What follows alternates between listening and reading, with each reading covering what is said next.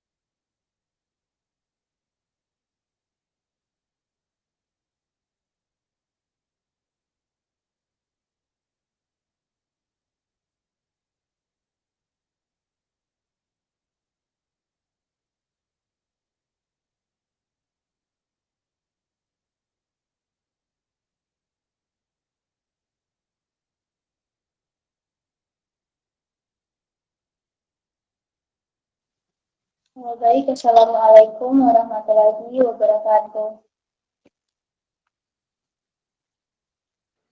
Waalaikumsalam warahmatullahi wabarakatuh. Mohon maaf sebelumnya, perkenalkan nama saya Misra dengan NIM 221252045. Di sini saya bertugas sebagai moderator untuk menuntun jalannya presentasi pada kelompok 5 yang judulnya mengidentifikasi logical fallacy dari contoh kehidupan sehari-hari. Tanpa berlama-lama lagi, saya persilakan kepada kelompok 5 untuk mempresentasikan materinya.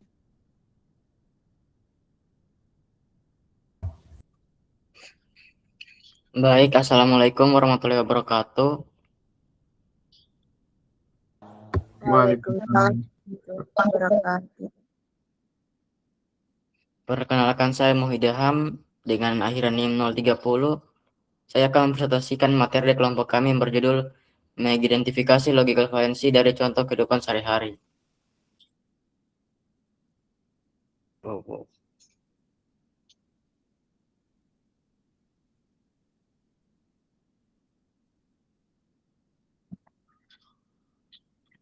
Latar belakang, dalam interaksi sosial sehari-hari, kita terus-menerus terpapar oleh ribuan argumen, mulai dari percakapan di meja makan, kolom komentar media sosial, hingga kampanye pemasaran.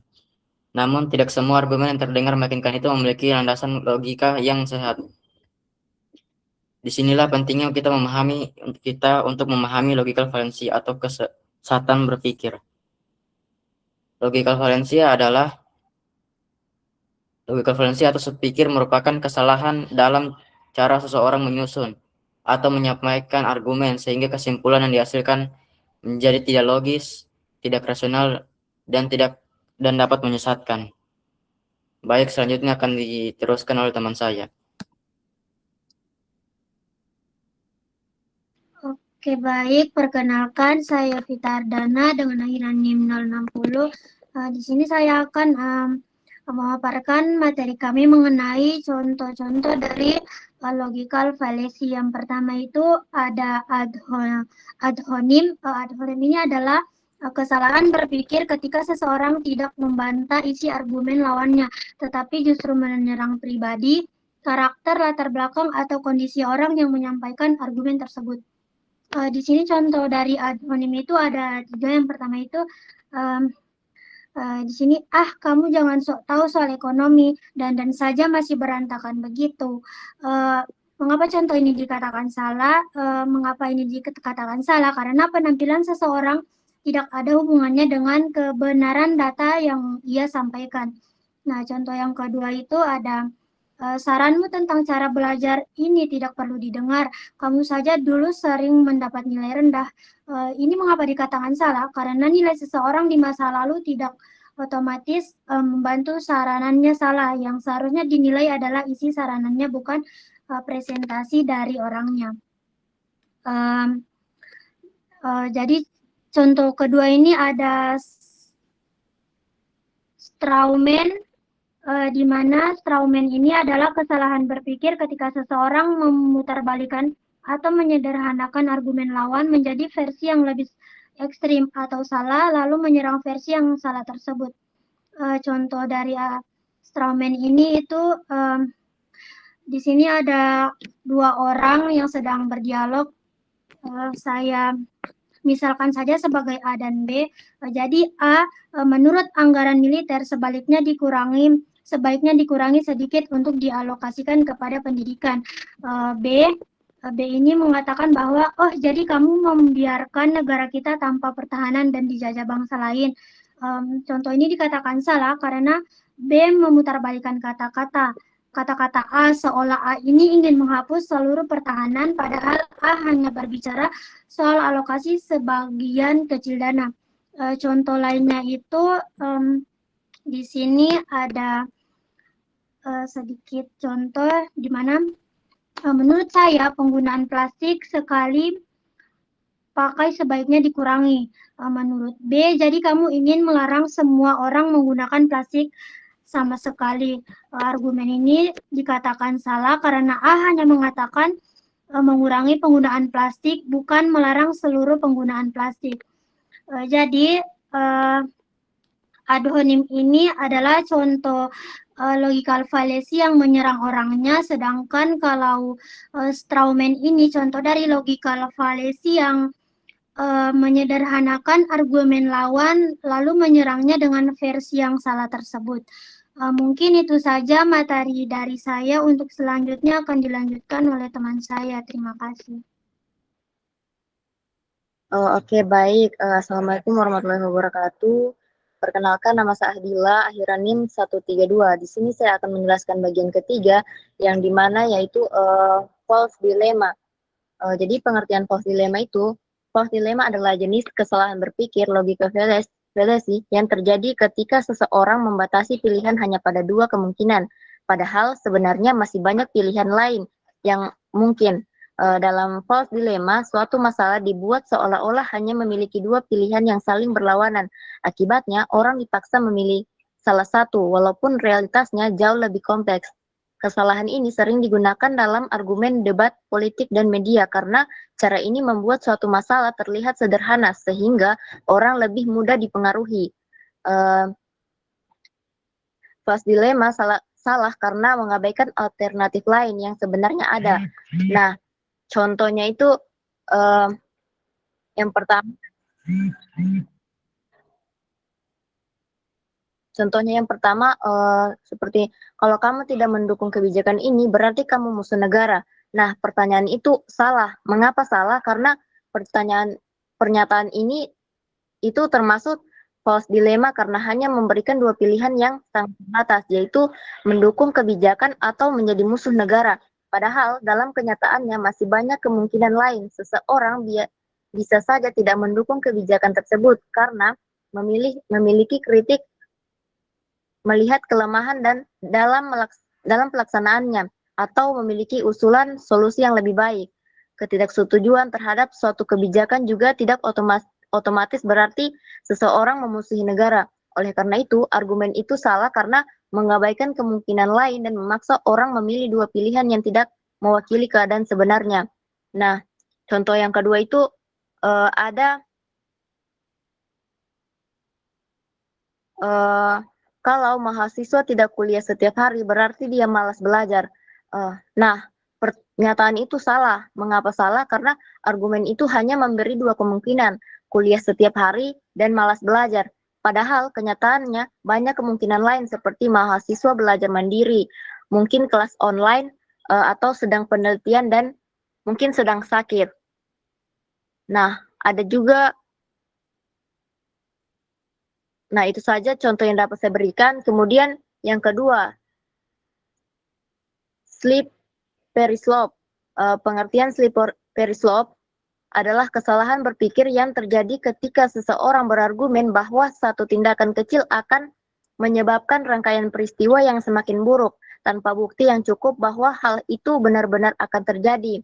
Istilah slippery slope itu berarti lereng yang licin, yang menggambarkan bahwa jika seseorang mulai dari satu langkah kecil, maka ia akan terus tergelincir menuju akibat yang lebih buruk.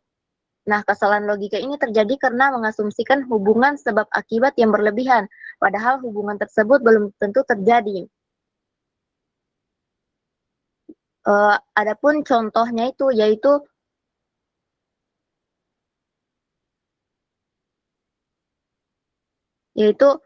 kalau kita memberikan anak-anak main game 1 jam sehari, nanti mereka malas sekolah, putus sekolah, lalu jadi pengangguran dan kriminal. Itu pernyataan yang salah. Mengapa salah? Pertanyaan itu karena menganggap satu tindakan kecil membiarkan anak bermain game 1 jam sehari akan otomatis menyebabkan rangkaian akibat yang semakin buruk, seperti malas belajar, malas sekolah, putus sekolah, hingga menjadi kriminal. Padahal tidak ada bukti bahwa 1 jam bermain game pasti akan menyebabkan semua akibat tersebut. Banyak anak yang tetap bisa bermain game dalam waktu terbatas sambil tetap belajar dengan baik dan berprestasi di sekolah. Argumen ini salah karena melompat terlalu jauh dalam menarik kesimpulan dan menghubungkan kejadian-kejadian yang belum tentu memiliki hubungan sebab akibat yang pasti. Nah, adapun contoh yang terakhir yaitu seperti kalau mahasiswa mulai menunda satu tugas saja, lama-lama mereka akan menunda semua tugas, kemudian tidak lulus kuliah. Nah, pernyataan itu salah. Mengapa salah? Karena argumen ini menganggap bahwa menunda satu tugas pasti menunda semua tugas dan pasti tidak lulus. Padahal seseorang bisa menunda sekali karena alasan tertentu tetap menyelesaikan tugas yang lain, kemudian tetap lulus dengan baik. Karena kesimpulan tersebut berlebihan dan tidak pasti, maka ini termasuk slippery slope. Mungkin itu saja pemaparan materi dari saya. Selanjutnya akan dilanjutkan oleh teman saya.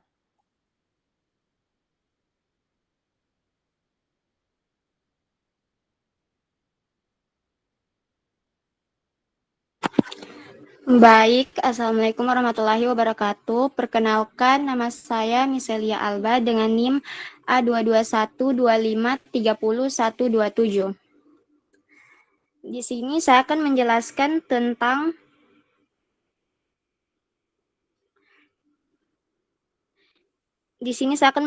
tentang contoh appeal to popularity. Appeal to popularity adalah kesalahan berpikir yang menganggap suatu pendapat benar hanya karena banyak orang yang mempercayai atau melakukannya. Yang contoh yang pertama itu, semua teman saya menyontek saat ujian, jadi tidak apa-apa kalau saya ikut menyontek. Pernyataannya itu salah karena banyak orang melakukan sesuatu tidak berarti hal tersebut benar atau boleh dilakukan. Baik, contoh yang kedua itu, produk ini pasti berkualitas karena sangat populer di media sosial. Itu pernyataannya juga salah karena popularity tidak selalu menunjukkan kualitas yang sebenarnya.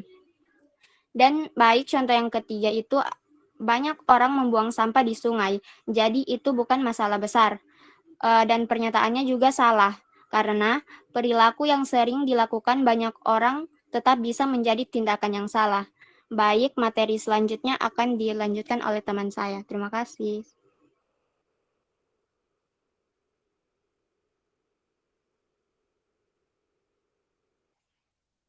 Baik, perkenalkan nama saya Husnul Hafiza dengan NIM A22125-20085. Baik, saya akan menjelaskan tukuoku.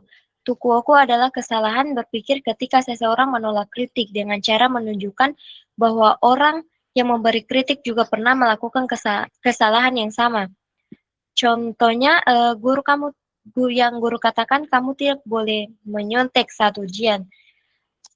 Kemudian siswa mengatakan, tapi dulu Bapak juga pernah menyontek waktu sekolah. Mengapa contoh satu salah, kesalahan yang pernah dilakukan guru tidak membuat tindakan mencontek menjadi benar. Kemudian contoh kedua, kamu sebaiknya mulai hidup sehat, kamu sendiri juga jarang olahraga. Mengapa contoh kedua salah? Fakta bahwa orang lain tidak selalu hidup. Fakta bahwa orang lain tidak selalu hidup sehat tidak membuktikan bahwa saran tersebut salah. Contoh yang ketiga, jangan terlalu sering bermain ponsel. Anak mengatakan, ibu juga sering bermain ponsel. Mengapa contoh ketiga salah? Kebiasaan ibu tidak mengubah fakta bahwa terlalu sering bermain ponsel memang bisa berdampak buruk. Cukup sekian yang dapat saya sampaikan. Selanjutnya akan dilanjutkan teman saya.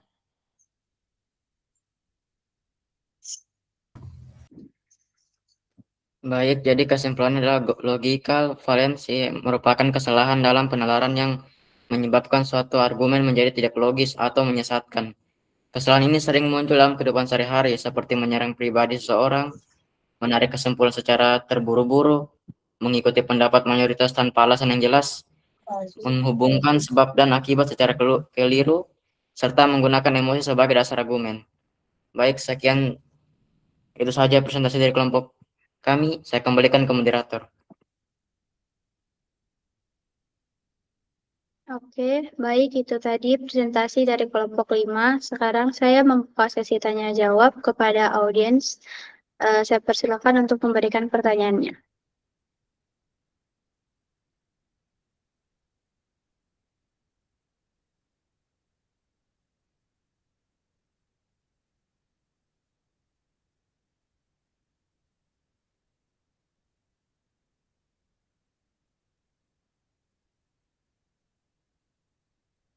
Gita.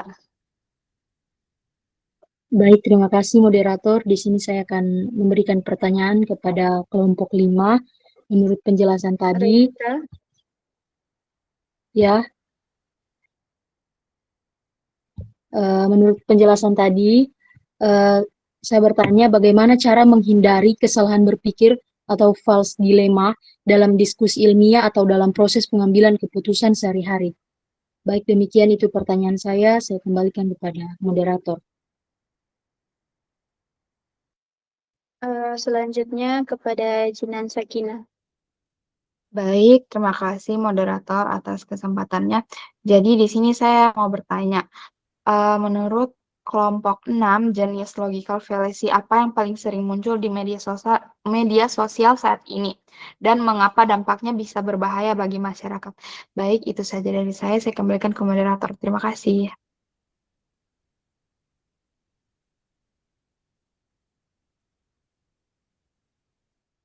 Saya persilakan juga kepada Jennifer Theophani.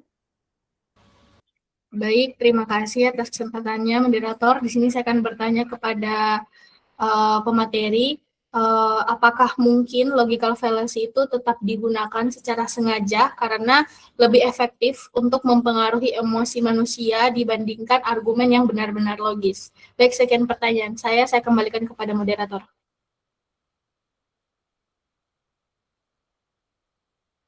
Baiklah, kesempatan terakhir kepada Subhan. Oke, baik. Terima kasih moderator atas kesempatannya. Di sini saya akan melanjutkan pertanyaan, yaitu dengan bunyi pertanyaan, mengapa logical fallacy dapat membuat suatu argumen terlihat benar padahal sebenarnya keliru?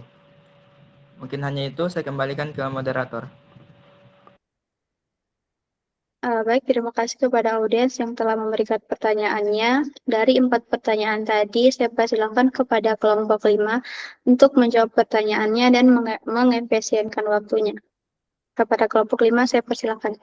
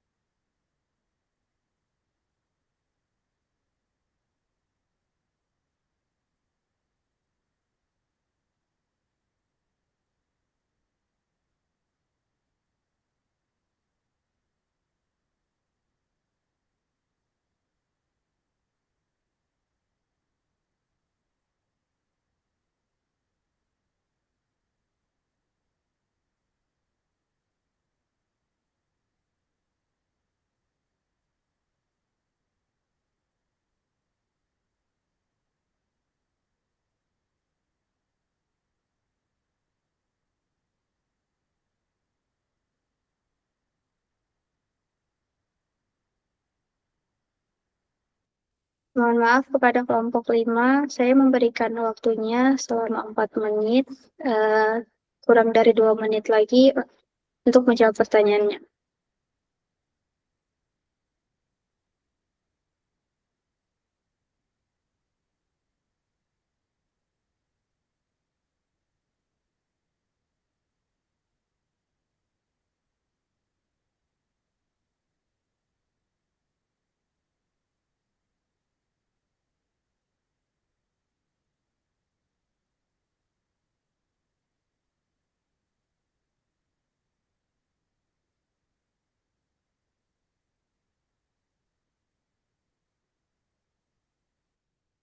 Saya persilakan kepada kelompok 5 untuk menjawab pertanyaannya.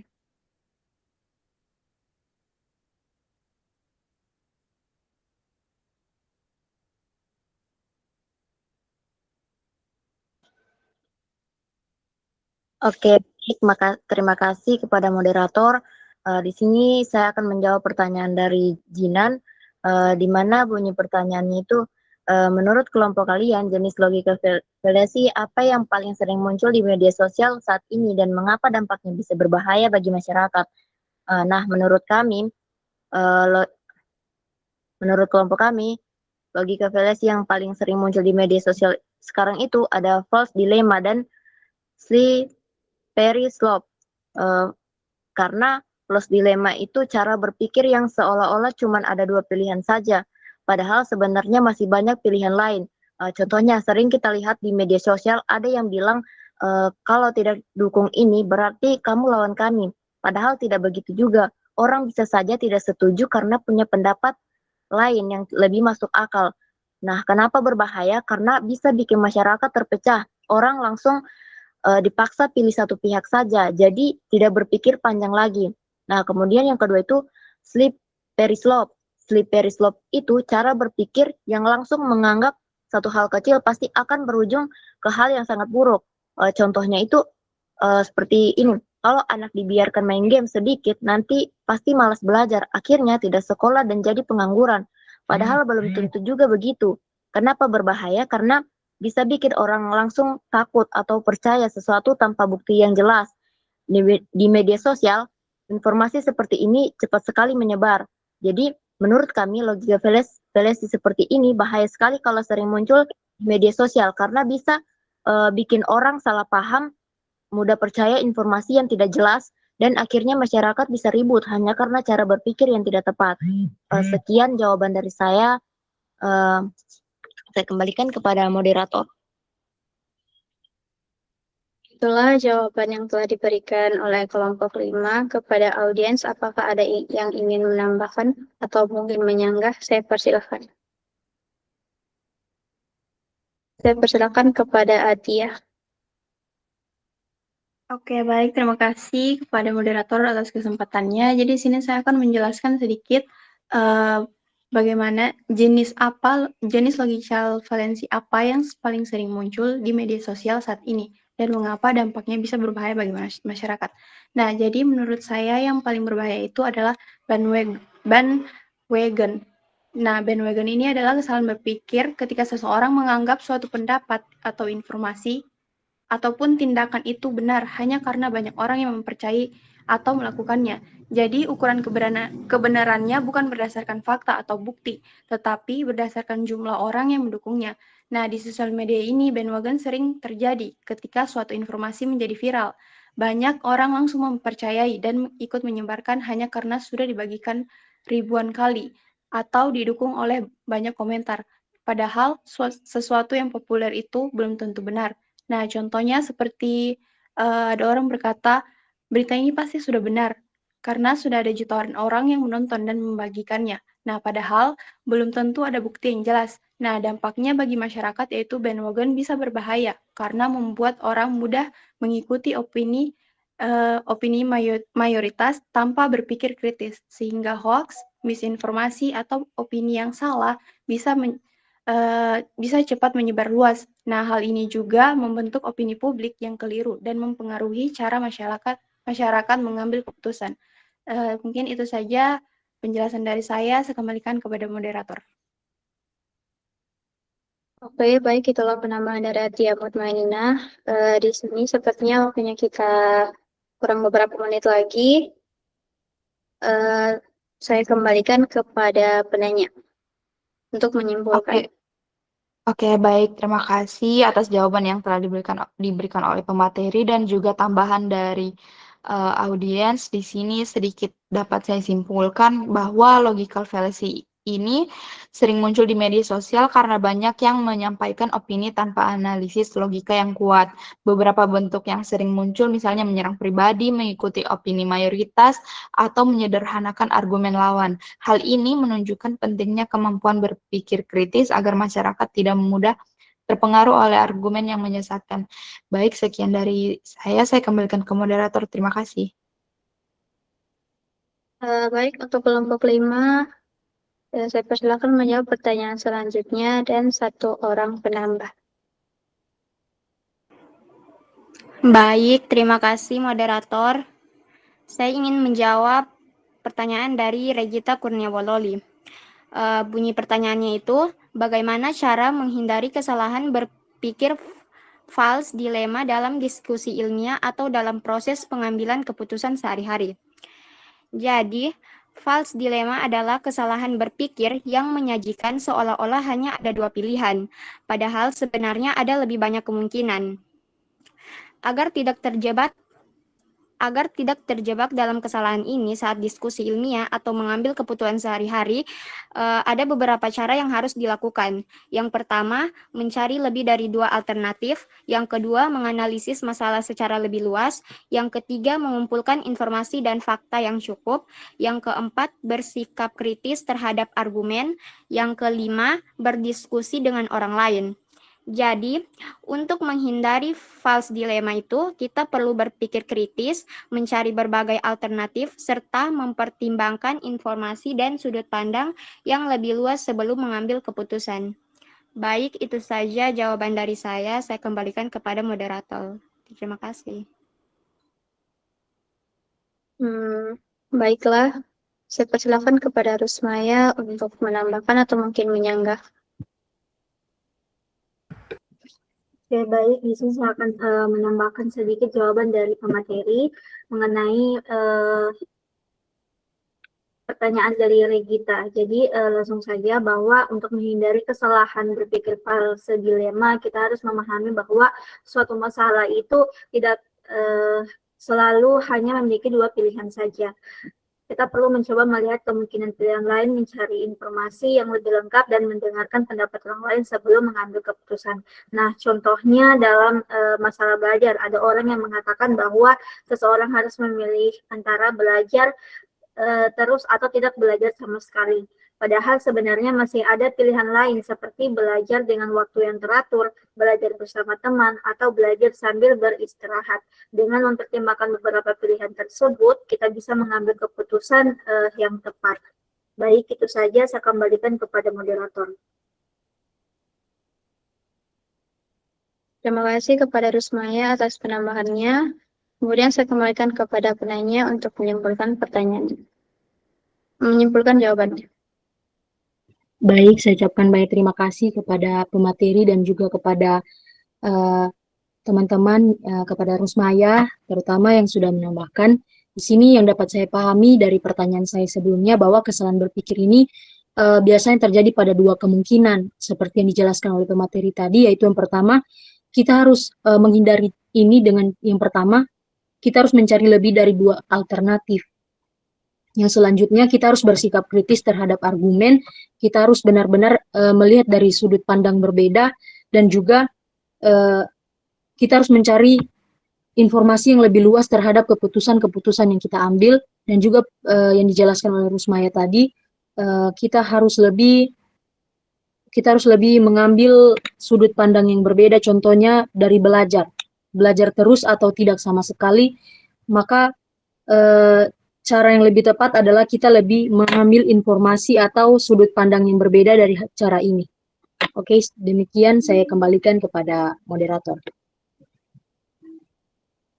Terima kasih kepada Regita. Untuk pertanyaan selanjutnya, saya persilakan kelompok 5 untuk menjawab.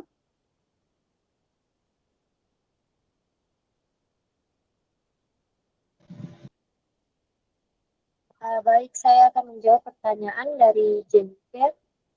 Di pertanyaannya, apakah mungkin logika valensi tetap digunakan secara sengaja? Karena lebih efektif mempengaruhi emosi manusia dibandingkan argumen yang benar-benar logis.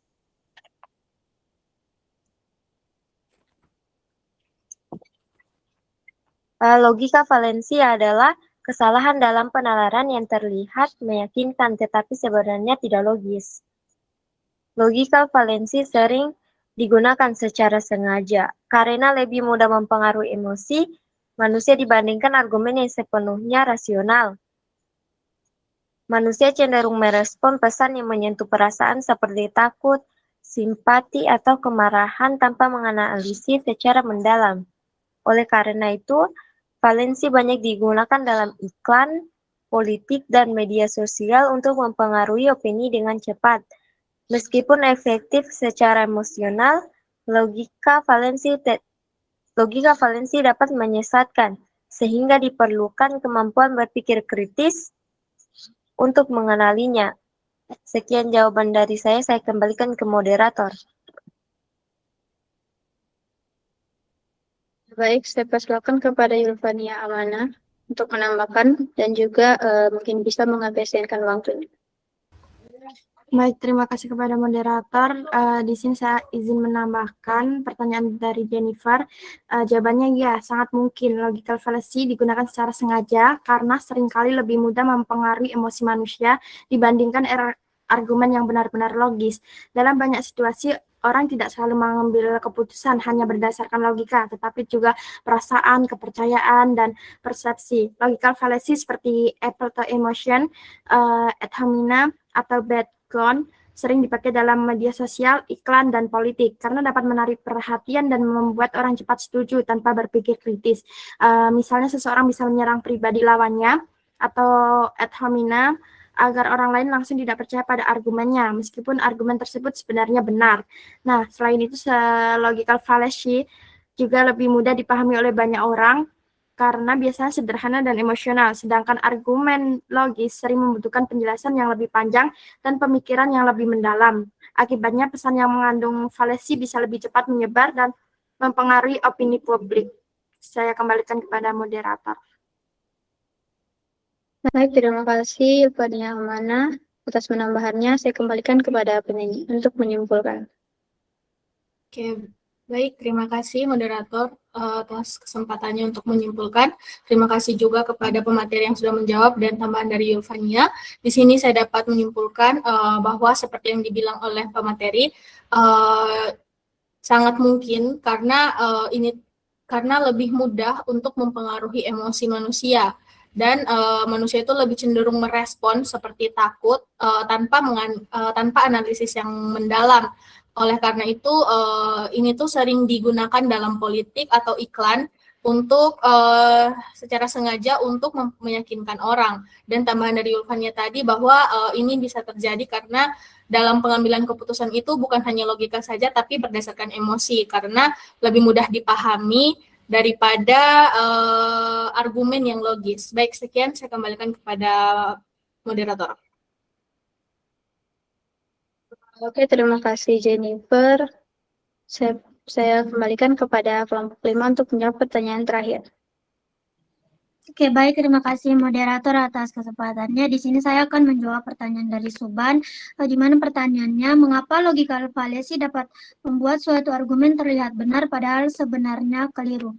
Jadi jawabannya, logical fallacy dapat membuat suatu argumen terlihat benar padahal sebenarnya keliru karena kesalahan berpikir ini sering menggunakan cara yang tampak meyakinkan seperti emosi, asumsi, atau informasi yang tidak lengkap.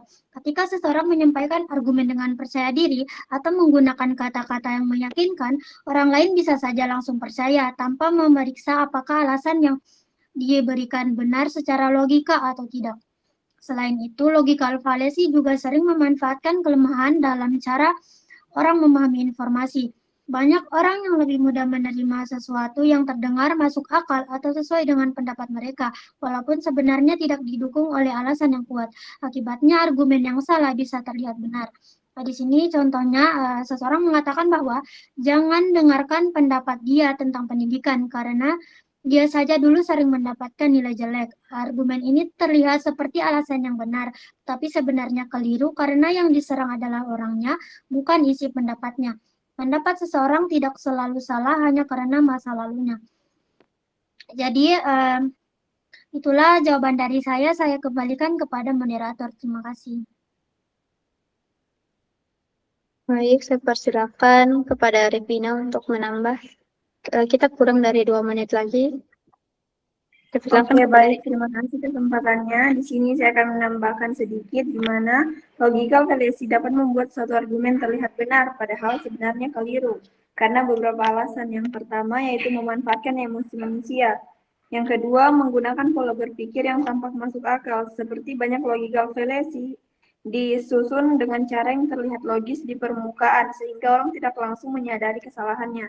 Yang ketiga, menyederhanakan masalah yang kompleks, di mana sering membuat persoalan yang sebenarnya rumit menjadi terlihat sederhana, sehingga membuat argumen terasa mudah dipahami dan lebih meyakinkan.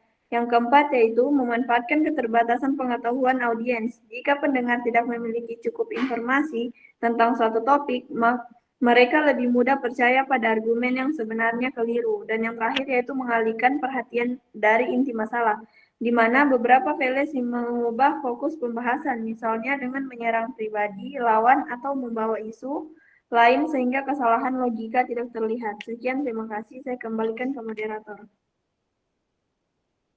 Terima kasih kepada Revina. Sebelum saya tutup, saya kembalikan kepada penanya untuk menyimpulkan. Oke, baik, terima kasih atas jawaban yang diberikan oleh pemateri dan penambah yaitu Revina Putri. Langsung saja saya menerima jawabannya. Saya menyimpulkan dari 2 jawaban tersebut bahwa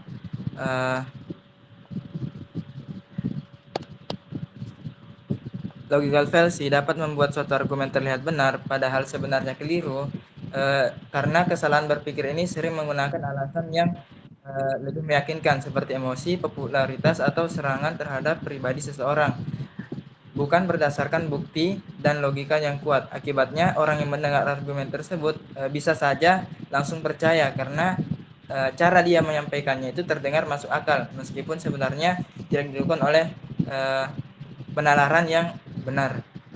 Mungkin hanya itu, saya kembalikan ke moderator. Baik, terima kasih kepada Subhan dan kelompok 5. Itulah tadi presentasi dari kelompok 5. Saya sedikit menyimpulkan bahwa logical fallacy ini merupakan kesalahan dalam penalaran yang menyebabkan suatu argumen atau pendapat menjadi tidak logis atau bahkan menyesatkan. Kesalahan ini sering muncul dalam kehidupan sehari-hari seperti menyerang pribadi seseorang, menarik kesimpulan secara terburu-buru, mengikuti pendapat mayoritas tanpa alasan yang jelas, menghubungkan sebab dan akibat secara keliru, serta menggunakan emosi sebagai dasar argumen. Saya sebagai moderator pamit undur diri. Mohon maaf apabila ada kesalahan. Saya akhiri. Wassalamualaikum warahmatullahi wabarakatuh, dan saya kembalikan kepada Ibu.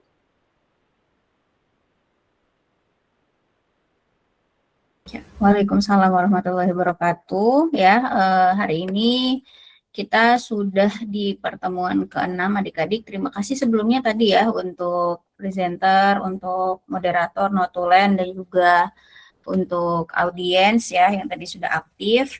Untuk notulensinya, notulennya saya enggak tahu siapa ya, tadi tidak dikasih tahu sama moderator. Nanti silakan bisa di upload ya seperti biasa untuk notulensinya. Nah, sebelum saya menambahkan, seperti biasa saya memperlihatkan progres nilai kalian.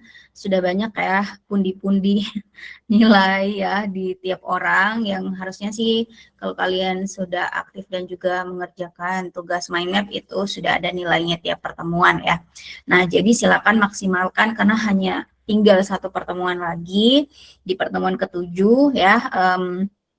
Pertemuan ke-7 pun semoga bisa efektif juga ya, karena mengingat kita tahu di pekan depan itu sepertinya masih tetap masuk ya, karena tidak ada update sampai sekarang apakah libur atau enggak gitu. Jadi di pekan depan itu di hari Senin dan Selasa tanggal 16 dan 17 itu masih masuk, dan di tanggal 18 baru libur sampai 1 minggu kalau nggak salah gitu ya. Jadi pekan depan adik-adik masih kebagian untuk masuk gitu. Jadi mohon bisa tetap masuk dan juga bisa tetap fokus ya.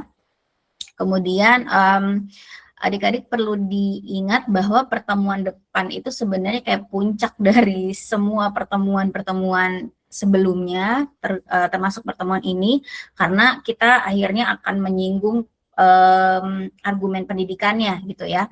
Nah, jadi harapannya sih kalian sudah bisa punya banyak bekal gitu ya untuk nanti menilai argumen pendidikan gitu ya.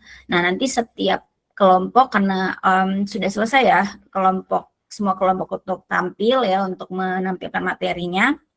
Jadinya nanti di pekan depan itu ada 5 kelompok yang akan maju gitu. Jadi nanti saya yang jadi moderator dan kalian nanti akan menampilkan salah satu, mungkin satu aja kali ya, contoh argumen pendidikan yang kalian bisa kutip dari sumber mana gitu ya.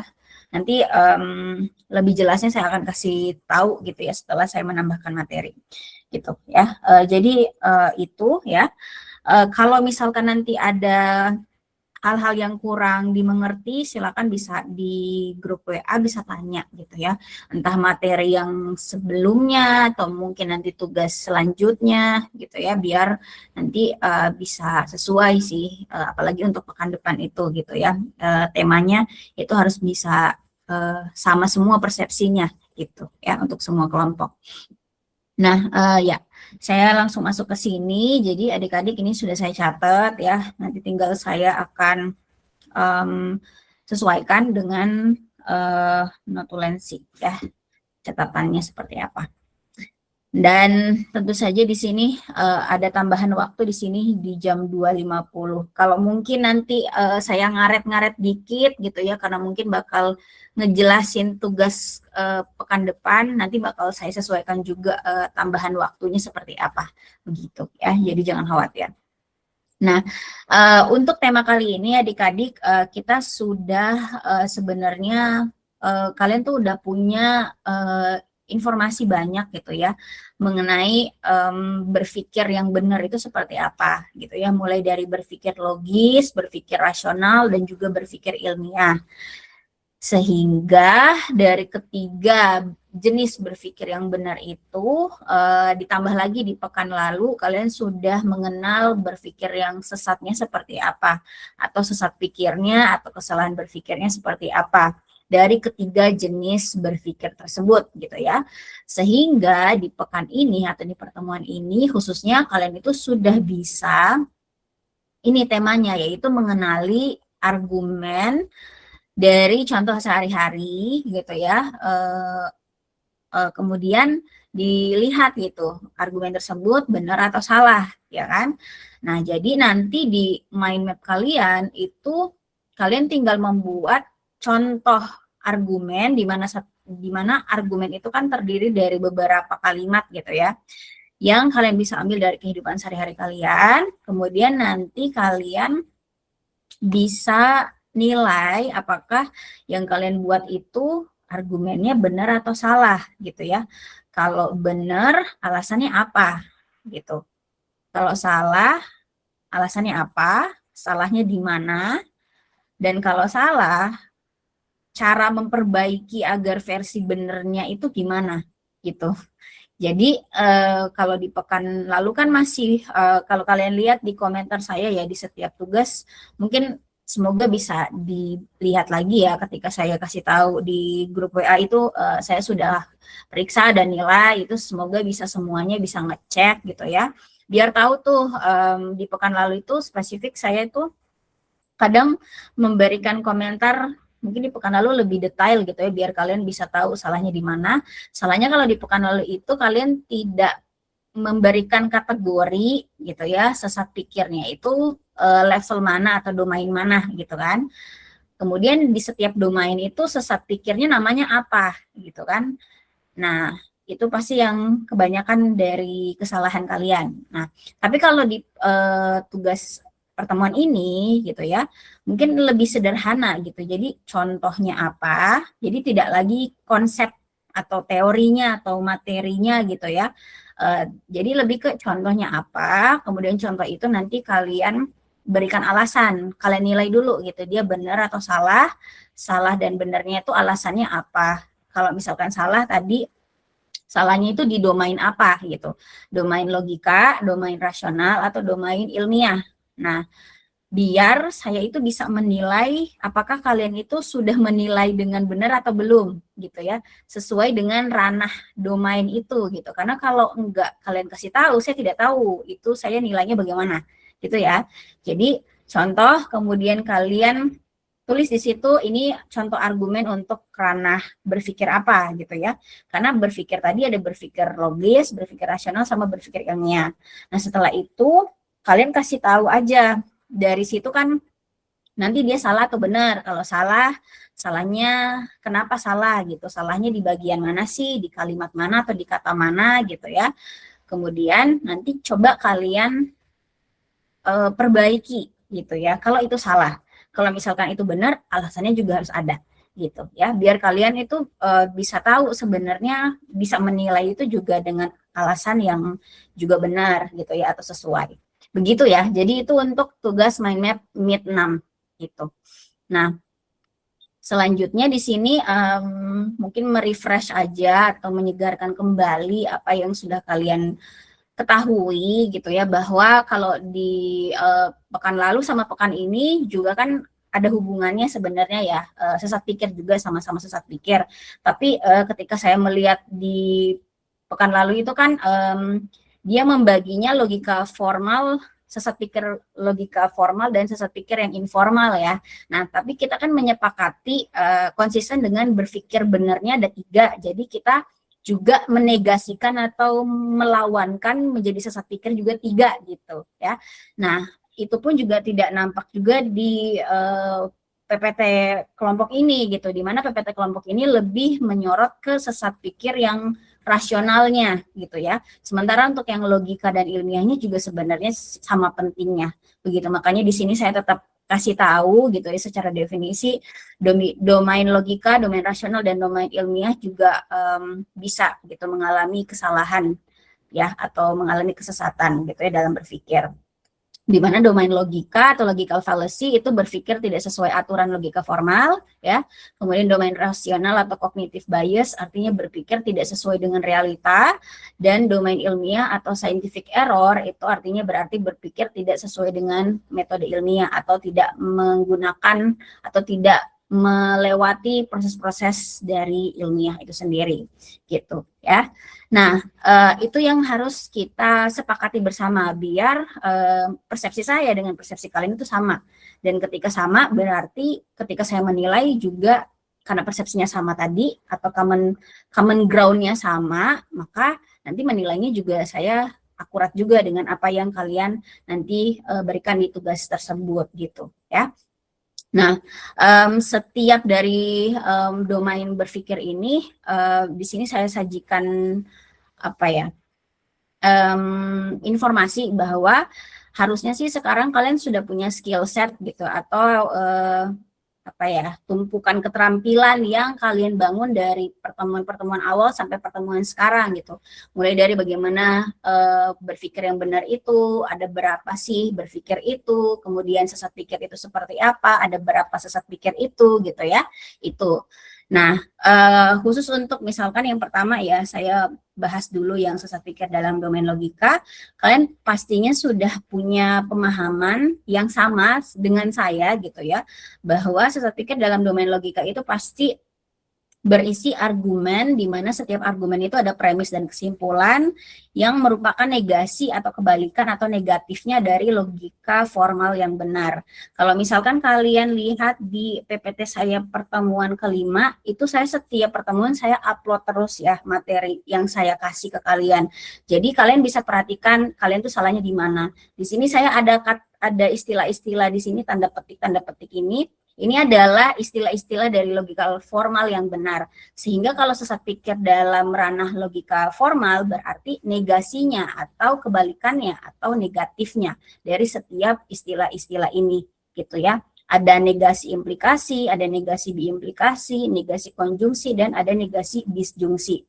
Tapi khusus untuk sekarang pertemuan ini saya tidak fokus ke situ gitu. Jadi kalian hanya menyebutkan aja kesalahan pikirnya di domain apa gitu ya. Tidak lagi kalian boleh sih sebenarnya kalian nanti bilang nanti contohnya kalian sediakan terus kalian bilang oh ini adalah sesat pikir daerah logika, kemudian jenis sesat pikirnya misalkan negasi implikasi itu bisa, tapi tidak wajib gitu ya. Kalau di pekan lalu itu wajib gitu, biar kalian itu lebih mudah sebenarnya untuk memetakan sesat pikir itu ternyata ada jenis-jenisnya lagi gitu ya.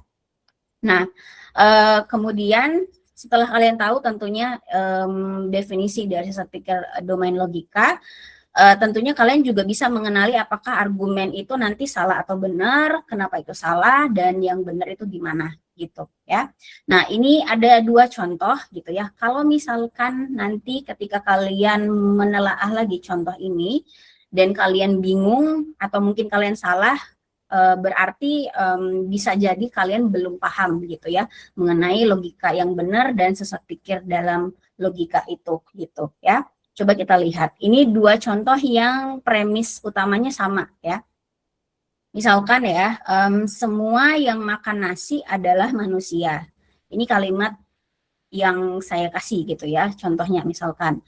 Nah, dari satu kalimat ini sebenarnya dalam domain logika itu kita sudah bisa memberikan kesimpulan seperti apa, atau nanti ketika ada kesimpulan itu benar atau salah gitu ya dalam daerah ini atau dalam level atau dalam domain ini. Nah, jadi dalam satu premis ini kalau misalkan ya ini kita jadikan rujukan untuk nanti apakah kesimpulannya nanti seperti apa atau premis keduanya itu seperti apa. Misal ya, dari satu premis utama ini, semua yang makan nasi adalah manusia. Nah, lalu jika diketahui saya tidak makan nasi, maka saya tidak bisa menyimpulkan saya manusia atau bukan, gitu. Nah, kalau dalam contoh ini atau konteks yang ini, yang nomor 1 ini, kalian jawabnya apa? Apakah benar cara proses berpikir ini gitu ya, atau salah gitu ya. Nah, kalau dilihat misalkan jika diketahui saya tidak makan nasi ya, maka saya tidak bisa menyimpulkan saya manusia atau bukan. Kalau misalkan kalian udah kebayang atau udah ada jawaban sementara misalkan di otak kalian, ini benar, ini bukan sesat pikir nih gitu ya, ini berpikir benar nih ya, berpikir logis yang benar. Nah, berarti kalian sudah paham dengan contoh ini gitu ya. Nah, kalau misalkan masih bingung atau menjawabnya, oh ini sesat pikir, nah coba lihat lagi di pertemuan sebelumnya ada PPT saya, silakan bisa dipakai diagram Venn-nya gitu ya.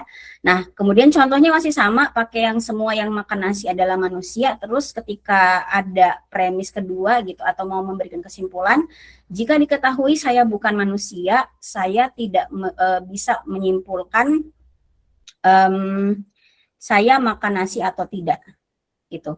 Nah, kalau jawaban kalian dari pernyataan ini memberikan kesimpulan bahwa oh ini benar nih, bukan sesat pikir nih, ya. Berarti apa? Berarti kalian masih belum paham gitu, ya. Yang benar adalah ini sesat pikir ini sebenarnya gitu ya, sesat pikir berarti nanti benernya gimana? Benernya berarti jika diketahui saya bukan manusia berarti saya bisa menyimpulkan bahwa saya tidak makan nasi gitu ya. Jadi coba kalian bisa latihan gitu ya. Kalau di domain logika aturannya itu simpel gitu ya. Kalian ikuti aja aturan, kalian ikuti aja premis yang tersedia. Gitu. Kalau premis itu tidak memberikan informasi itu maka harusnya sih sebenarnya bisa kita kasih kesimpulan dia benar atau salah gitu ya. Nah, ini untuk sesat pikir dalam domain logika. Sekarang ini saya kasih satu slide contoh kosong. Ini sebenarnya sih buat kalian coret-coret gitu. Coba ya ambil aja satu kalimat di kehidupan sehari-hari kalian gitu ya. Kalian masukkan ke satu kalimat itu, coba kalian bikinkan, misalkan kembangkan dari satu kalimat menjadi beberapa kalimat, terus habis itu coba kalian nilai sendiri argumen kalian itu kalau dalam berpikir logis dia termasuk benar atau sesat gitu ya. Nah, selanjutnya ke sesat pikir dalam domain rasional, tentu juga ada skill setnya atau keterampilan yang harusnya sih sekarang sudah kalian punya. Artinya kalian sudah mengenali yang benarnya seperti apa dan yang salahnya seperti apa. Kalau yang salah di sini pasti ya definisinya adalah argumen-argumen di mana setiap argumen baik premis dan kesimpulan itu tidak dapat dinilai benar atau salah karena faktor-faktor lain selain dari isi argumen atau kualitas argumen. Itu berarti sesat pikir gitu ya dalam domain rasional. Misalkan messenger yang kita nilai bukan argumen. Artinya kalau messenger ini berarti orang yang membuat pesan gitu ya, orang yang memberikan kalimat. Nah, kita menyerang si orang itu daripada si argumennya. Nah, itu berarti sesat pikir dalam domain rasional atau cognitive bias yang tadi sudah diberikan contoh-contohnya di kelompok ini tadi ya. Ad hominem misalkan gitu. Tapi nanti ketika kalian membuat contoh misalkan sesat pikir dalam domain rasional tidak perlu lagi kalian sebutkan oh ini ad hominem, tidak perlu gitu ya. Kalau di pekan lalu perlu, kalau di sekarang nggak perlu karena harusnya sih dari pemahaman kalian di pekan lalu itu kalian sudah bisa mengenali kategori-kategori apa sih yang masuk ke dalam domain rasional gitu ya. Oke, sebentar adik-adik mungkin saya izin dulu ya keluar karena ada urusan. Silakan bisa sambil mencerna dulu ya.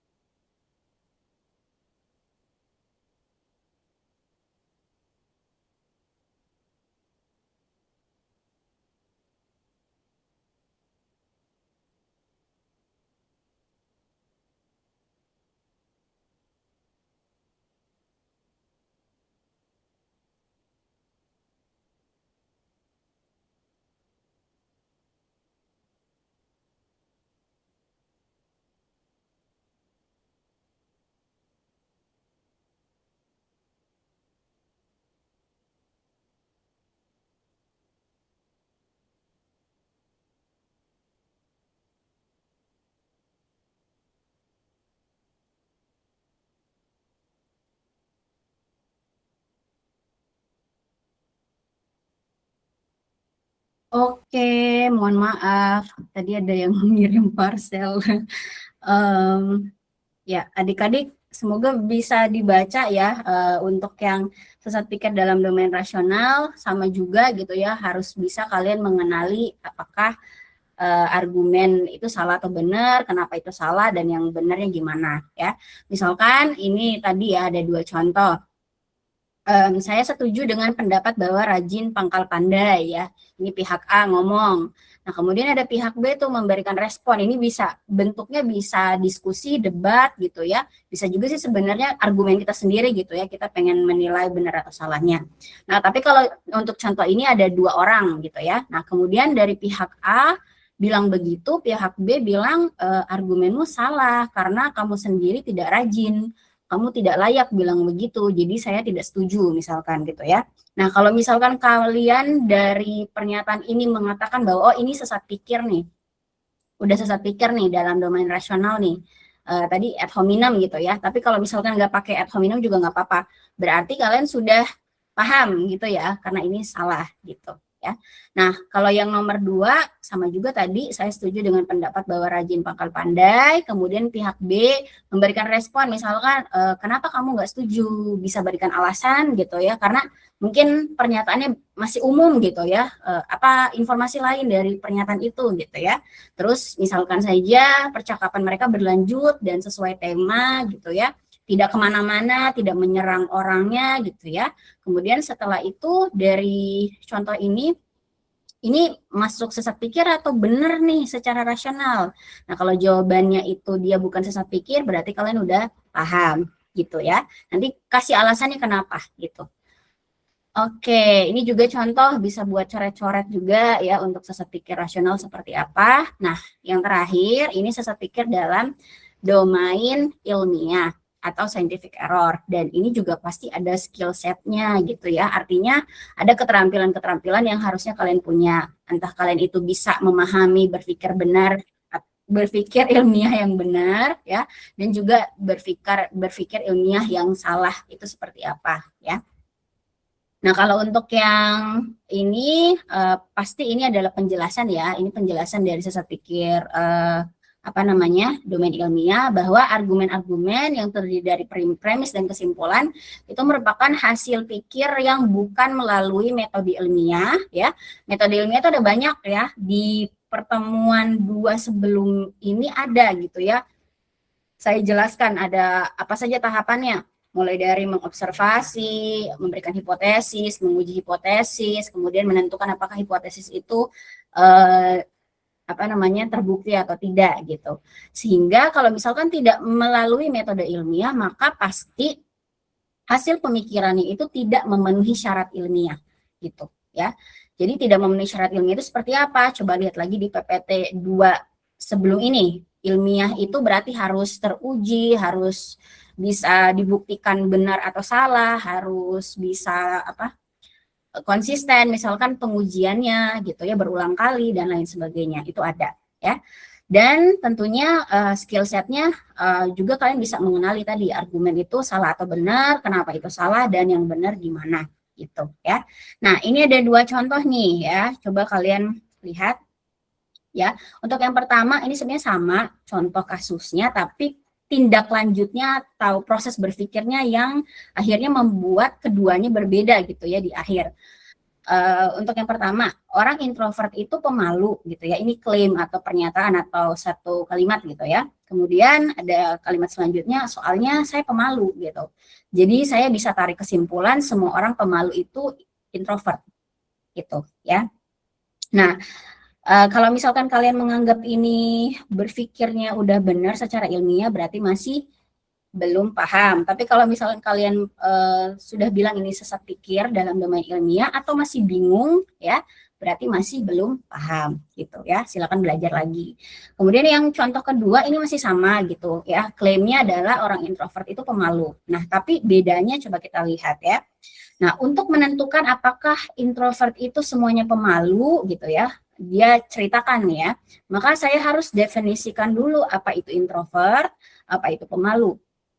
Kemudian saya buat ciri-ciri keduanya, jadi ciri-ciri introvert begini, ciri-ciri pemalu begini gitu ya.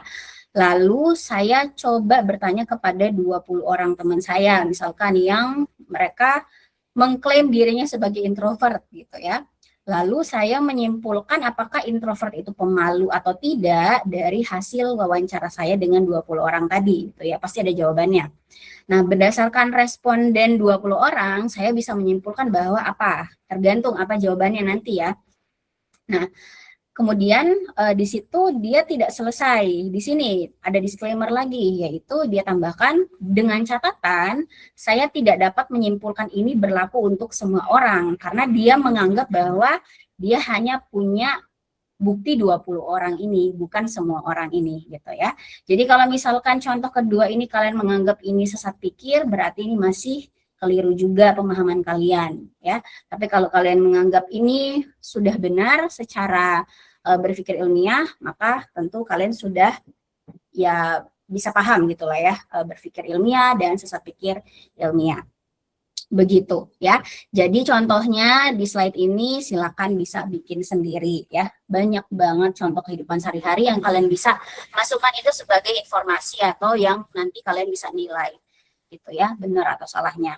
Nah, selanjutnya satu tambahan dari saya yaitu untuk tugas di pertemuan selanjutnya, yaitu tugas kalian itu tinggal mengambil argumen dari siapa. Misalkan ini ya, untuk setiap kelompok, misalkan ini saya ambil argumennya Pak Nadiem gitu ya, tentang Merdeka Belajar.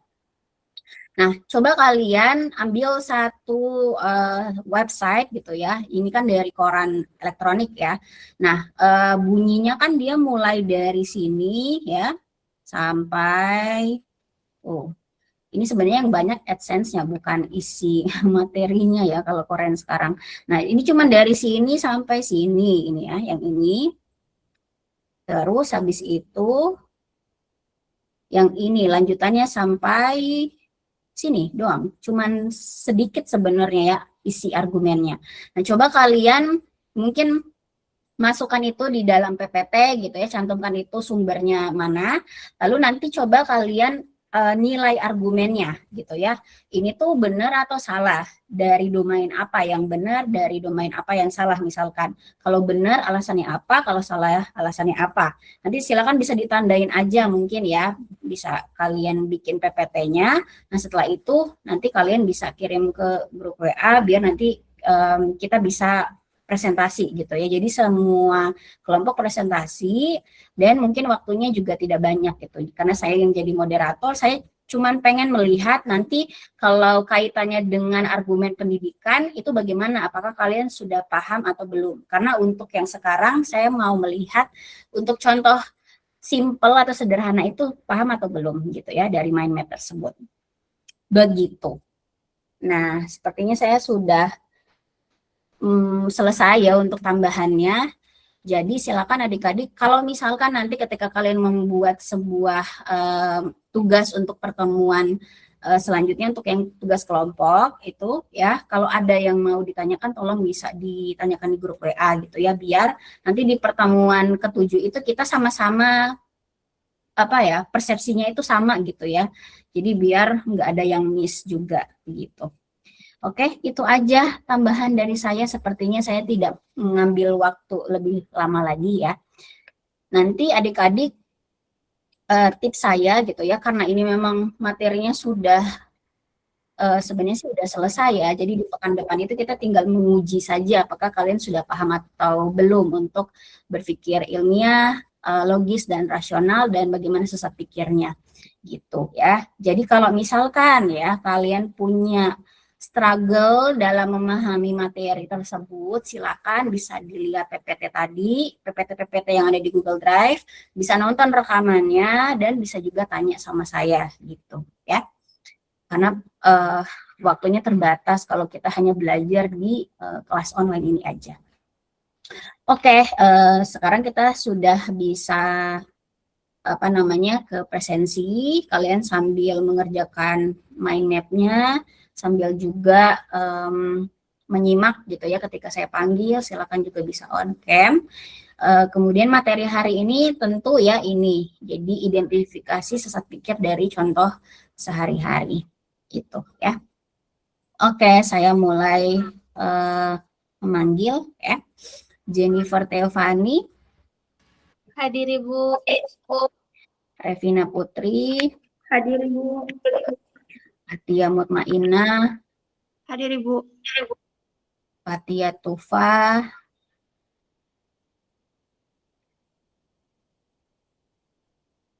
Nirmala Sari. Hadir Ibu. Muhammad Idam. Hadir Ibu. Andi Fadel Rabani.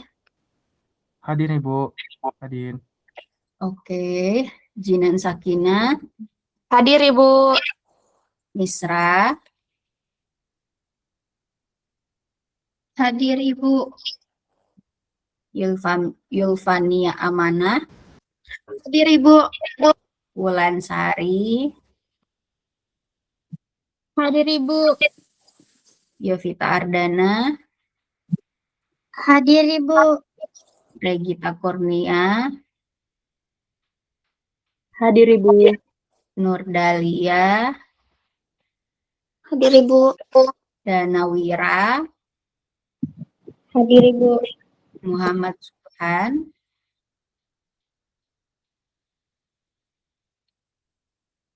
Husnul Hafiza.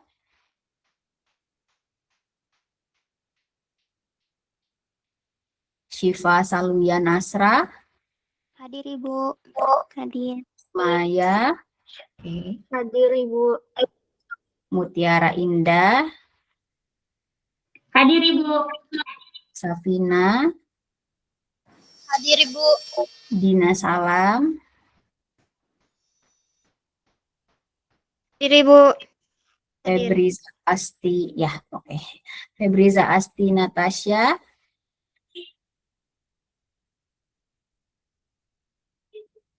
Umaira. Michelia Alba. Hadir Bu. Oke. Hadir Bu. Siap. Adila. Hadir Ibu. Hadir Ibu. Oke. Susana Liberta. Ada yang ke-skip tadi, belum saya panggil. Izin Ibu. Siapa di sini? HP ku tadi panas Ibu, tak kancing Ibu. Ini baru bagus lagi Ibu. Siapa namamu? Muhammad Subhan Ibu. Oke. Ada lagi yang belum?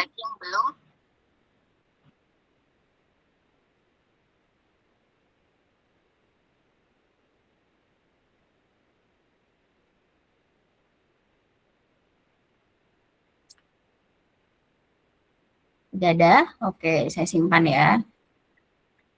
Nah, itu saja untuk pertemuan ke-6 hari ini adik-adik. Sepertinya saya tidak ngasih tambahan waktu lagi karena tadi saya sudah on time juga. Jadi silakan bisa digunakan waktunya dengan baik. Kita ketemu lagi di pertemuan ke-7 di tanggal 17 ya. Kalau ada kendala tolong kasih tahu ke saya di range waktu itu. Jadi hanya di jam 2:50. Kalau misalkan lewat dari itu saya tidak bisa kasih mungkin dispensasi gitu ya terkait akses tugasnya.